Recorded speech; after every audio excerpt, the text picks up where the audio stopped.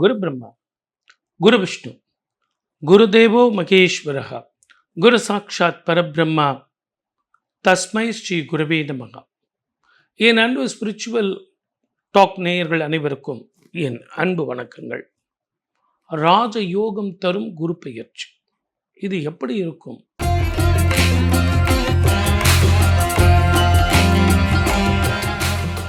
தனுசு ராசி நேயர்களுக்கு 2026 குரு பெயர்ச்சி ராஜ யோகம் தரும் குரு பெயர்ச்சியா இருக்குமா? கண்டிப்பா இருக்கும். எப்படி சார்? உங்களுக்கு தான் குரு பார்வையே இல்லையா சார்? எப்படி கிடைக்கும்?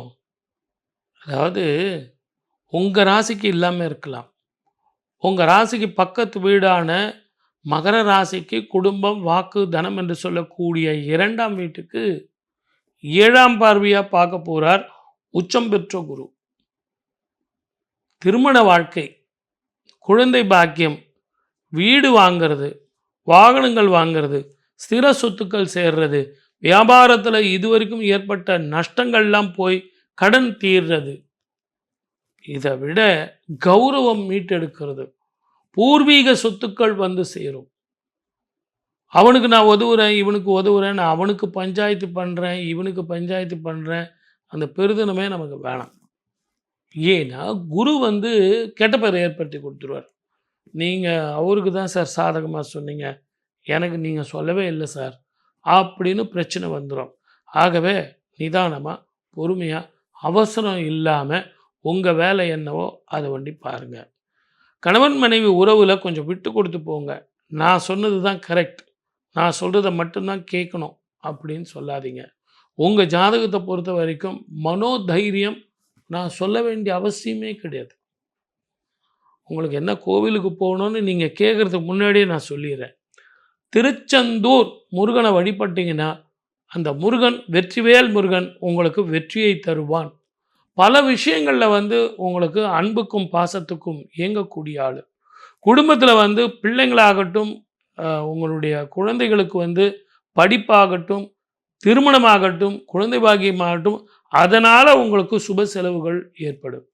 பிள்ளைங்க ஜாதகத்தில் இத்தனை நாள் ஜாதகம் நான் பார்த்தேன் சார், சரியாக அமையல, வீடு கூட சார் டாக்குமெண்ட்டே சரியாக இல்லை, அப்படியே டாக்குமெண்ட் நல்லா இருந்தால் வீடு சரியில்லை அப்படிங்கிறவங்களுக்கெல்லாம் ஸ்திர சொத்துக்கள், இன்வெஸ்ட்மெண்ட்டு, சுப செலவுகள், குழந்தைகளுக்கு அப்படின்னு பல விதத்தில் வந்து உங்களுக்கு செலவுகள் வந்து சேரும். இந்த செலவுகள்லாம் நான் பார்த்துருவேண்ணா, கௌரவம் பாதிக்கப்படாது இல்லை. எந்த காலத்தில் சார் தனுசு ராசிக்கு வந்து பாதிச்சுது? அதெல்லாம் ஒன்றும் பிரச்சனை இல்லை. இருந்தாலும் மிக நிதானமாக, பயணத்தில் கவனமாக. அர்த்தாஷ்டமி சனி இல்லையா, 4ஆம் இடத்தில் சனி இருக்கும்போது அர்த்தாஷ்டமி சனி. தாயினுடைய உடல்நிலை ரொம்ப ரொம்ப ஜாக்கிரதையாக இருக்கணும். உங்களுக்கு மார்க் வந்து 90 மார்க்கு, 100க்கு 90 மார்க் வாங்குவீங்க. ஈஸியாக நினைத்ததை சாதிக்கலாம், நினைத்ததை முடிப்பவன் நீங்கள். அப்படிப்பட்ட காலகட்டம் இது. உங்களுக்கு உங்களது ராசிக்கு உங்களது குரு பார்க்கறதுங்கிறது ரொம்ப ரொம்ப, அந்த குடும்ப வாக்கு தனஸ்தானத்தை பார்க்கறது பலம் அதிகம், சுபம் அதிகம். ஆகவே அதை முறையாக உபயோகப்படுத்திங்க, அவசரப்படாதீங்க, நிதானம் வேண்டும். வாழ்க வளமுடன். All the best.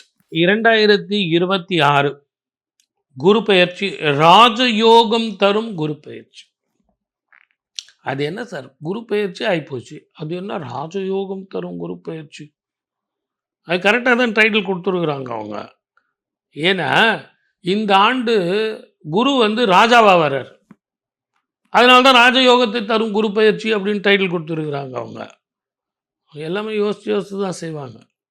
அப்போ 12 ராசிக்காரர்களுக்கும் ராஜயோகத்தை தருமா? நம்ம பின்னாடி சொல்ல போகிறோம், மேஷத்தில் இருந்து மீன வரைக்கும். இப்போ நான் சொல்ல போகிறது பொது பலன். இந்த பொது பலனில் வந்து வேலை வாய்ப்பு, ஊர் விட்டு ஊர் போய், இந்த யூஎஸ்லலாம் பிரச்சனை இருக்குது இல்லைங்களா, அதனால் எனக்கு க்ரீன் கார்டு கிடைக்குமா? இப்போ படிக்கவே போக முடியலையே, வேலை வாய்ப்புக்கும் அங்கே ஒத்துக்க முடியலையே. சார், உழைக்க தெரிஞ்சவன் எங்கே வேணாலும் போய் பிழைக்கலாம். நம்ம என்ன இன்வெஸ்ட்மெண்ட் பண்ண போகிறோம்? உழைப்பு தான். உங்கள் உழைப்பை யாரும் மறைக்கவே முடியாது. அது எந்த நாடாக இருந்தாலும், இந்தியர்கள், தமிழ்நாடு, தமிழர்கள் அப்படின்னு சொன்னால் கண்டிப்பாக உங்களை கூப்பிட்டு தான் தீரணும். புத்திசாலிகள். அதை விட ரொம்ப முக்கியம், மற்ற நாடுகள் எல்லாம் கூட எனக்கு வேணான்னு சொல்லிடுவான். ஆனால் இந்தியர்கள் வேணும், தமிழர்கள் வேணும்னு கண்டிப்பாக சொல்லுவாங்க. ஏன்னா உச்சம் பெற்ற குரு கடகத்தில் வந்து உட்கார போகிறார். அதான் வருஷா வருஷம் வருமே சார். வருஷா வருஷம்லாம் வராது. 12 வருடங்களுக்கு ஒரு முறை குரு வந்து உச்சம் பெறுவார். இப்படி உச்சம் பெற்ற குரு தன்னுடைய பார்வையை பார்க்கறதுங்கிறது மிக விசேஷ பார்வை. அந்த விசேஷ பார்வையில் நமக்கு என்ன கிடைக்கும் அப்படின்னா, உலகத்திலேயே எவ்வளவு கஷ்டப்பட்டாலும் ஆன்மீக பூமியான இந்தியாவில், அதிலையும் ஆன்மீக மண்ணான தமிழ்நாட்டில், தர்மமிகு சென்னையில் மிக அற்புதமான பலன்கள். நமக்கு தெரிஞ்சதெல்லாம் கோயில் குளம் தானே. ஒரு 2000 வருஷம், 5000 வருஷம், 10,000 வருஷம் கோயில்கள்லாம் இங்கே இருக்க. பல வருஷங்கள், 1000 வருஷங்களாக இருக்குது.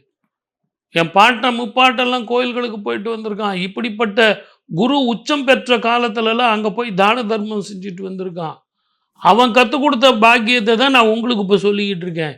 ஆகவே 12 ராசிக்காரர்களை நான் யாருக்காவது கொஞ்சம் கம்மியாக மார்க் போட்டிருக்கேன், பலன் கொஞ்சம் கம்மியாக சொல்லியிருக்கேன், வாங்க சார் நீங்கள் எப்போ பார்த்தாலும் வீடு கிடைக்கும், வாகனங்கள் வாங்கலாம், நான் வந்து வேலை கிடைக்கும், வெளிநாட்டுக்கு போவீங்க, இதே தான் சார் சொல்லுவீங்க.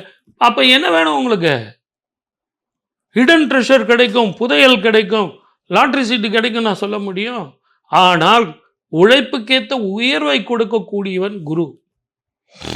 குருவை பொறுத்த வரைக்கும் பிளாக்ல டிக்கெட் வந்தால் துட்டு கிடைக்கும் சார், அங்கே வந்தால் ஹிடன் ட்ரெஷரில் பொண்ணு கிடைக்கும் சார், அப்படி கிடையாது. படித்தவர்களாக இருப்பார்கள், அவர்களால் உத்தியோக உயர்வு கிடைக்கும். அப்படி இந்த உலகம் முழுவதுமே சுற்றி வருவார்கள். அவங்களுக்கெல்லாம் உத்தியோக உயர்வு, இடன் ட்ரெஷர் மாதிரி க்ரீன் கார்டு கிடைக்கும், விசா கிடைக்கும், படிக்கிறது கிடைக்கும், படிச்சுக்கிட்டே வேலைக்கு போகலாம், வேலைக்கு போயிட்டே படிக்கலாம், சைடில் தொழில் பண்ணலாம். ரொம்ப நாளாக நீங்கள் டூர் போகணுங்கிறவங்க டூர் போயிட்டு வரலாம். இந்த வருஷம் இன்னும் ஒரு அபூர்வமான பலன். அது என்ன அப்படின்னு கேட்டிங்கன்னா, உச்சம் பெற்ற குருவோடு ஞானகாரகன் கேது போய் சேர போகிறான். 12 வருடங்களுக்கு ஒரு முறை வரக்கூடிய கடகத்தில் குரு ஒரு பக்கம் இருந்தாலும் 18 வருடங்களுக்கு ஒரு முறை ஞானகாரகன் கேது வந்து சேரப்போகிறான். அந்த ஞானகாரகன் சேருவதும் குரு சேருவதும், சார் உங்களுக்கு பணம் வரும், பட்டம் வரும், பதவி வரும், லாட்ரி அடிக்க போகிறீங்க, இவ்வளோ பணம் வரப்போகுது, சொத்து வரப்போகுதுன்னா நான் கேட்காமே நீங்கள் சொத்தை எடுத்துகிட்டு போய் வீட்டில் கேஷ் பாக்ஸில் வைக்க தானே போகிறீங்க. ஆனால் இந்த மாதிரி சேர்க்கை காலத்தில் நீங்கள் பண்ண வேண்டியது 21 தலைமுறைக்கு உங்கள் மூதாதையர்களுக்கு தர்ப்பணம் பண்ணிட்டு வாங்க. அந்த தர்ப்பணம் அப்படிங்கிறது ஞானகாரகன் கேதுவும் குருவும் இருப்பது அற்புதமான காம்பினேஷன். குலதெய்வ வழிபாடு பண்ணிட்டு வாங்க, பித்திருக்களுக்கு பிண்டங்கள் கொடுத்துட்டு வாங்க. மூதாதையர்கள் உங்களுக்கு ஆரோக்கியமாக இருப்பார்கள், அவங்கெல்லாம் சந்தோஷமாக இருப்பார்கள். அவங்கெல்லாம் சந்தோஷமாக இருந்தால் இறைவனிடம் அவங்க கையேந்துவார்கள்.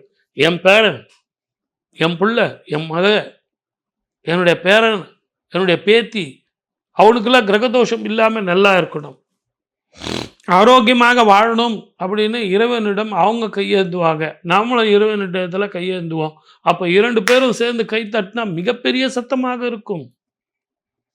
அதுதான் குலதெய்வ வழிபாடு, பித்திருக்களுக்கு பிண்டம் கொடுக்கிறது. ஆகவே என் அன்பு நேயர்களே, இந்த வருஷம் மிக அற்புதமான சாஸ்திர ரீதியான ரகசியமான வருஷம். ஆகவே 12 ராசிக்காரர்களுக்கு செல்வம் வரப்போகுது. இந்த செல்வத்தை விட மிகப்பெரிய செல்வம் நம்ம மூதாதையர்களுடைய அருட்செல்வம். மூதாதையருடைய அருளும், தேவனது அருளும், கையில் பணமும் ஆரோக்கியமும் கிட்டும். அப்படின்னா இதை விட ஒரு அற்புதமான ராஜயோகத்தை தரக்கூடிய குரு பெயர்ச்சி இருக்கா? அப்போ இவங்க டைட்டில் கொடுத்துருக்கிறது கரெக்ட் தானே? ராஜயோகம் தரும் குரு பெயர்ச்சி, சரியான டைட்டில். அந்த சரியான டைட்டிலுக்கு தகுந்த மாதிரி தானங்களும் தர்மங்களும் பித்திருக்களுக்கு பிண்டங்களும் கொடுத்துட்டு வந்தா நிச்சயமாக நாம் எதிர்பார்த்த பலன் வந்தே தீரும். உங்கள் ஜாதகத்தில் எப்படி இருந்தாலும் அதை பற்றிலாம் நீங்கள் கவலைப்பட வேண்டாம். வாழ்க வளமுடன். All the best. இதை விட இப்படி ஒரு நல்ல ஆப்பர்ச்சுனிட்டியை கொடுத்த உங்கள் அனைவருக்கும் என்னுடைய நன்றி கலந்த வணக்கம். மீண்டும் அடுத்த நிகழ்ச்சியில் சந்திக்கிறேன். சர்வே ஜனா சுகினோ பவந்து.